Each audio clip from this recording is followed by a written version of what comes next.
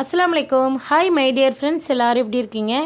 இது வரைக்கும் ஹாஜிஸ் கிச்சனை சப்ஸ்கிரைப் பண்ணலைன்னா சப்ஸ்கிரைப் பண்ணிக்கோங்க. பக்கத்தில் இருக்க பெல் ஐக்கானே கிளிக் பண்ணிடுங்க. அப்போ தான் நான் போடுற வீடியோஸ் உங்கள் மொபைலுக்கு வரும். இன்றைக்கி நம்ம வீட்டில் நல்ல காரசாரமாக நல்லா மிளகு பூண்டு ஜீரகம் சேர்த்து நல்லா சுருக்குன்னு ரசம் வைக்க போகிறோம். அதுக்கு தொட்டுக்கிற பீஃப் கிரேவி செய்ய போகிறோம். பீஃப் கிரேவி நல்ல காரசாரமாக நல்லா மிளகு ஜீரகம் இதெல்லாம் சேர்த்து நல்லா சுள்ளுன்னு சுருக்குன்னு வைக்க போகிறோம். வீடியோ ஃபுல்லாக பாருங்கள், ஸ்கிப் பண்ணி போயிடாதீங்க. இப்போது இந்த கிரேவி செய்கிறதுக்கு ரொம்ப ஈஸியாக செஞ்சு முடிச்சிடலாம். பீஃப் கிரேவி பிடிக்காதவங்க கண்டிப்பாக ஸ்கிப் பண்ணிடுங்க. இன்றைக்கி நம்ம சேனலில் சாதம் வடிச்சிட்டு அதுக்கப்புறம் ரசம் வச்சு பீஃப் கிரேவி செய்ய போகிறோம். வீடியோ ஃபுல்லாக பார்த்துட்டு கண்டிப்பாக கமெண்டில் சொல்லுங்கள் எப்படி இருந்துச்சுன்னு.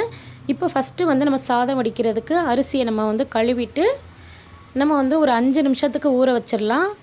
அரிசி 5 நிமிஷத்துக்கு ஊற வச்சிட்டிங்கன்னா சீக்கிரமே சாதம் வேகிறதுக்கு ஈஸியாக இருக்கும். இப்போ பாருங்கள், ஒலை நல்லா கொதிச்சுட்டு அதுக்கப்புறம் நம்ம அரிசியை சேர்த்துட்டு அது கூட 1 டீஸ்பூன் அளவுக்கு உப்பு சேர்த்துட்டு வேக விட போகிறோம். இப்போ பாருங்கள், சாதம் நல்லா வெந்து மலர்ந்துருச்சு. பொதுவாக ரசத்துக்கு கொஞ்சம் குழைவாக வடிக்கணும் சாதம். இப்போ வடிச்சிடலாம். சாதத்தை நம்ம வடிச்சிட்டு புளியை ஊற வச்சுக்கலாம். ரசத்துக்கு நான் ஒரு நெல்லிக்காய் சைஸில் புளியை எடுத்து ஊற வச்சுருக்கேன். நாங்கள் 3 பேர் சாப்பிட்றதுனால புளி ஒரு பக்கம் ஊறட்டும். இப்போ இதுக்கு ரசத்துக்கு மசாலா ரெடி பண்ண போகிறோம். 2 தக்காளி, பூண்டு, ஜீரகம், மிளகு எடுத்து வச்சுருக்கேன். இப்போ ஒரு மிக்ஸி ஜாரில் 2 டீஸ்பூன் அளவுக்கு ஜீரகம் சேர்த்துக்கலாம். 2 டீஸ்பூன் அளவுக்கு மிளகு சேர்த்துக்கணும்.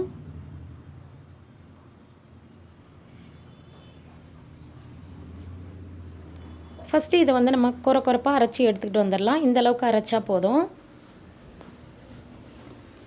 அது கூடவே நம்ம ஒரு கைப்பிடி அளவுக்கு உரிக்காத பூண்டை சேர்க்கணும்.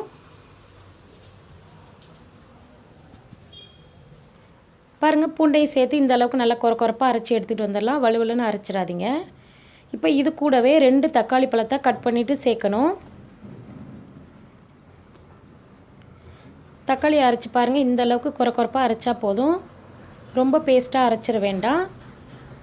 இதை இன்னொரு பாத்திரத்துக்கு மாற்றிடலாம். இந்த மாதிரி நீங்கள் ரசம் வச்சு பாருங்கள், ரொம்ப சூப்பராக இருக்கும். காரசாரமாக நல்லா சுள்ளுன்னு இருக்கும்.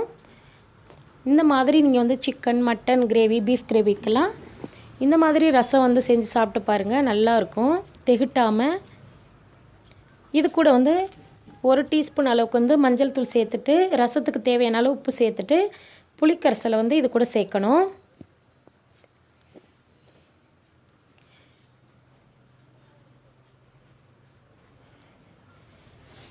மிக்ஸி ஜாரை அலசிட்டு நம்ம 1 டம்ளர் அளவுக்கு தண்ணி சேர்த்துட்டு இதை நல்லா மிக்ஸ் பண்ணி விட்டுக்கலாம்.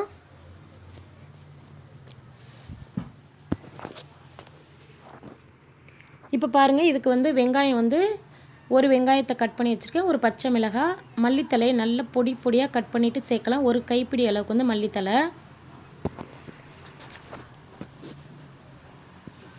சேர்த்துட்டோம். எல்லாத்தையுமே சேர்த்தாச்சு. சேர்த்துட்டு நல்லா ஒரு தடவை நல்லா மிக்ஸ் பண்ணி விட்டுருங்க. இப்போ இதை தாளிக்க போகிறோம். கொஞ்சமாக தேங்காய் எண்ணெய் சேர்த்துருக்கேன். அது கூடவே 1 டீஸ்பூன் அளவுக்கு கடுகை போட்டு பொரிய விட்டுட்டு கட் பண்ணி வச்சுருக்க வெங்காயத்தை சேர்க்கணும். ரசத்துக்கு ரொம்ப எண்ணெய் ஊற்றிட தேவையில்லை, கொஞ்சமாக எண்ணெய் ஊற்றி வதக்கினாவே போதும். இது கூடவே கருவேப்பிலையும் சேர்த்துட்டு நல்லா பொன்னிறமாக வதக்கிக்கலாம்.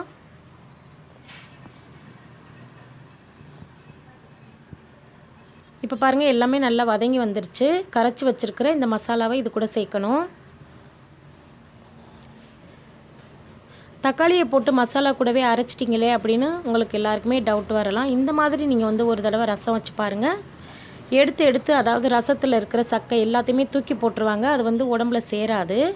இந்த மாதிரி நம்ம ரசம் வச்சு கொடுத்தோம்னா தூக்கி போட மாட்டாங்க. சூப்பராக இருக்கும். இப்போ ரசம் நல்லா பொங்கி ஒரு சைடு லைட்டாக கொதி வர ஆரம்பிச்சிருச்சு. இப்போ கேஸ் ஆஃப் பண்ணிவிட்டு நம்ம பீஃப் கிரேவி செய்ய போகிறோம். அதுக்கு ஒரு 15 சின்ன வெங்காயத்தை உரிச்சிட்டு இதே மாதிரி கட் பண்ணி வச்சுருக்கேன். ஒரு கைப்பிடி அளவுக்கு பூண்டு வச்சுருக்கேன்.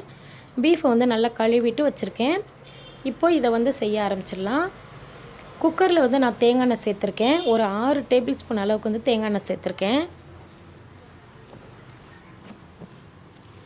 இப்போ பொடியாக கட் பண்ணி வச்சுருக்க சின்ன வெங்காயத்தை சேர்த்து நல்லா வதக்கி விடணும்.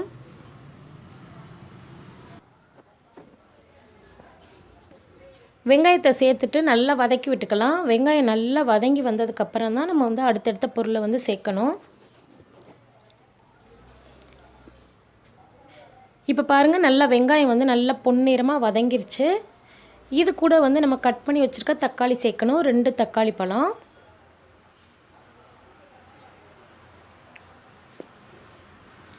தக்காளி சேர்த்துட்டு அதையும் சேர்த்து நல்லா வதக்கி விட்டுக்கலாம்.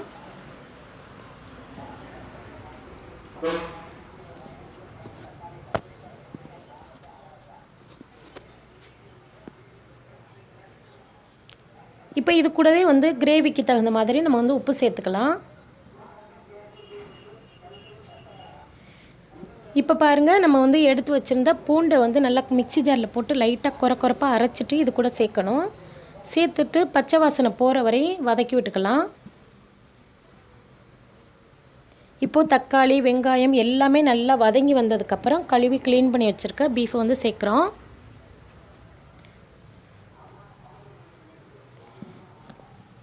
சேர்த்துட்டு எல்லாத்தையுமே நல்லா வதக்கி விட்டுருங்க.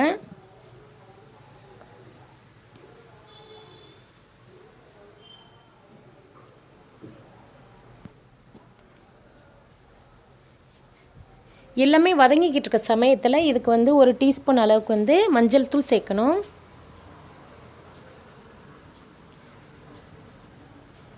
காரத்துக்கு ஏற்ற மாதிரி மிளகாத்தூள் சேர்த்துக்கலாம்.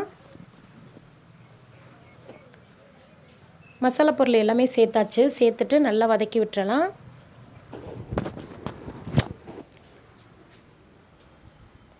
நாங்கள் வந்து இதுக்கு வந்து வேறு எந்த மசாலாவும் சேர்க்க மாட்டோம். சிம்பிளாக தான் செய்வோம். இது ரொம்ப டேஸ்ட்டாக இருக்கும். இப்போ அந்த பீஃபில் உள்ள தண்ணியெல்லாம் வத்துற வரையும் நல்லா வதக்கி விட்டுக்கணும். இப்போ பாருங்கள், இந்த அளவுக்கு தண்ணி இருக்குது. இது நல்லா வதங்கட்டும்.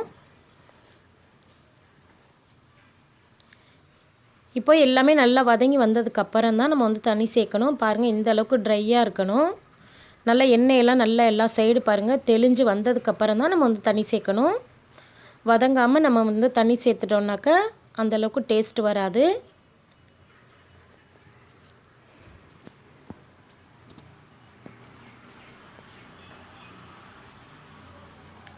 இப்போ இது வேகிறதுக்கு தேவையான அளவு தண்ணி சேர்க்கலாம். 2 டம்ளர் அளவுக்கு வந்து தண்ணி சேர்க்குறேன்.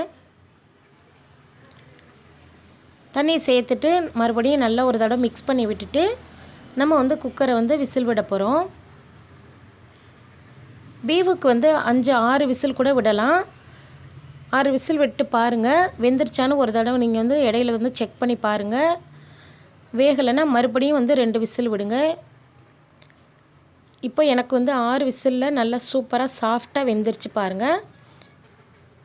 நல்லா கிரேவி வந்து நல்லா திக்காக வந்துருச்சு. நல்லா எண்ணெயெல்லாம் தெளிஞ்சு வந்திருக்கு.